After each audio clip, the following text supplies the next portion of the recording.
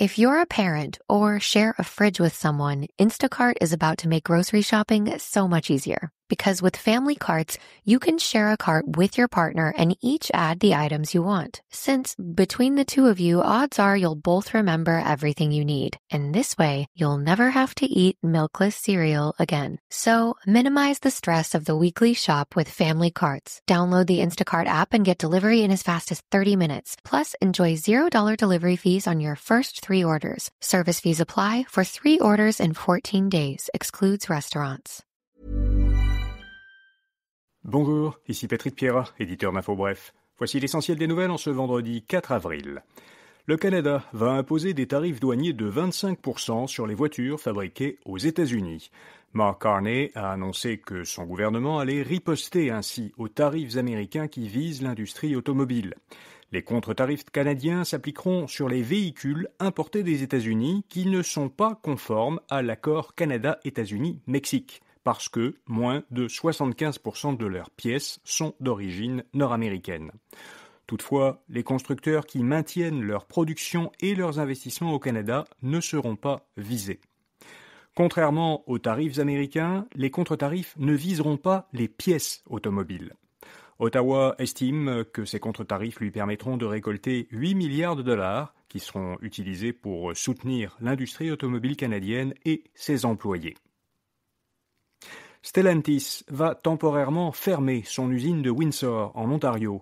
La multinationale qui produit dans cette usine la Dodge Charger électrique et la Chrysler Pacifica hybride interrompra toute production dans l'établissement du 7 au 21 avril. L'entreprise a expliqué que cette décision est nécessaire en raison des dynamiques du marché. Comme d'autres constructeurs, Stellantis craint que les droits de douane la forcent à augmenter ses prix, ce qui aurait un effet négatif sur ses ventes. Dollarama estime au contraire que l'incertitude économique lui sera favorable. La direction du détaillant montréalais s'attend à ce que l'incertitude élevée sur le plan économique pousse les consommateurs à la prudence dans leurs dépenses de consommation, ce qui serait favorable à l'entreprise. Dollarama a annoncé hier, lors de la divulgation de ses derniers résultats trimestriels, qu'elle va ouvrir d'ici la fin de son année financière jusqu'à 80 nouveaux magasins, soit 10 de plus que son rythme habituel. Les marchés boursiers ont subi hier leur pire journée depuis 2020. Les investisseurs ont mal accueilli l'annonce par le gouvernement américain de nouveaux tarifs réciproques ciblant presque tous les pays. Selon plusieurs analystes, ces nouveaux tarifs sont plus élevés que prévu. Cela aggrave le risque que l'économie entre en récession aux États-Unis et ailleurs dans le monde. Aux États-Unis, les principaux indices ont baissé de 4% pour le Dow Jones, 4,8% pour le S&P 500 et 6% pour le Nasdaq, 6% en une journée. Au Canada, l'indice composé S&P/TSX a perdu 3,8%. Le dollar canadien, lui, est demeuré stable. La Cour d'appel du Québec a donné raison aux commissions scolaires anglophones. Elle juge que la réforme de l'éducation du gouvernement Legault brime les droits de la communauté anglophone. Le juge de la Cour d'appel estime que plusieurs mesures ne respectent pas les droits conférés à la minorité linguistique par la Charte canadienne des droits et libertés. Cette décision est venue confirmer un premier jugement qui avait été rendu dans le même sens en 2023.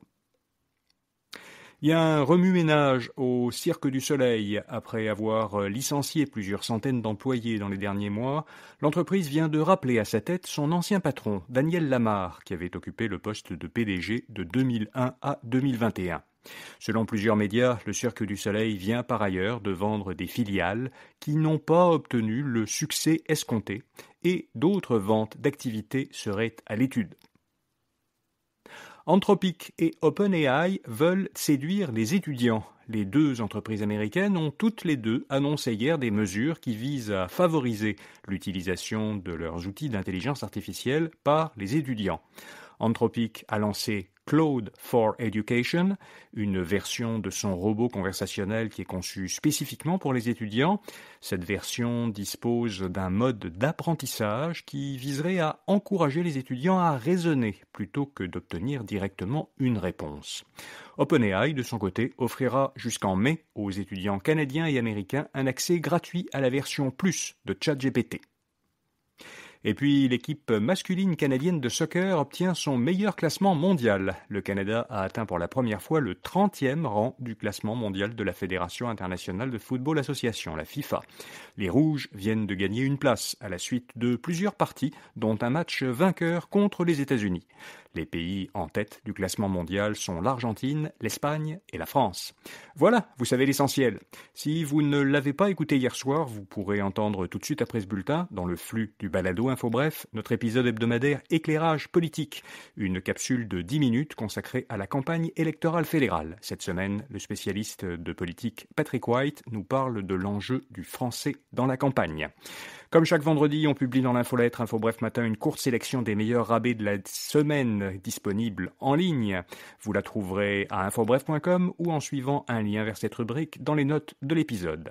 Et puis, samedi, on publie l'édition d'avril de l'infolettre InfoBref Votre Argent. Vous y trouverez des informations et conseils de nos chroniqueurs experts en finances personnelles et en consommation. Dans cette édition, Anthony Ménard fait le bilan boursier du mois de mars. Fabien Major nous signale les pièges fiscaux à éviter lorsqu'on investit dans certains fonds négociés en bourse.